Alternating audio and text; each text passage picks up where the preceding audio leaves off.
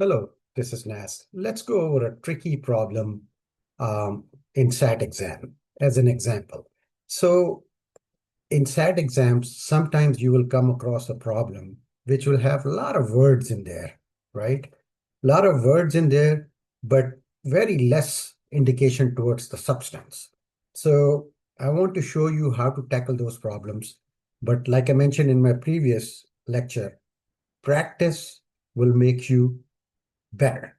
Okay. So let's take a look at this problem and let me go ahead and share my screen and we will show you a problem. Let's see. All right, let's see. This is the problem right here. Okay. So as you can take a look at this, this is basically a SAT tricky question with a lot of words. It says a bookstore has 1,200 books. In total, 45% of these books are fiction and rest are non-fiction. Of the fiction books, 40% are mysteries. Of the notification book or non-fiction books, 25% are biographies. The store also sells magazines with 180 magazines in stock, and the owner reports that the average customer buys 2.5 books per visit. If a customer buys only one mystery novel, how many mystery novels are left in the store? Well, this question has a lot of words, and they do that intentionally. They do that intentionally to confuse you, um, you know, to see, they want you to waste too much time on this. But if you read this question carefully, right?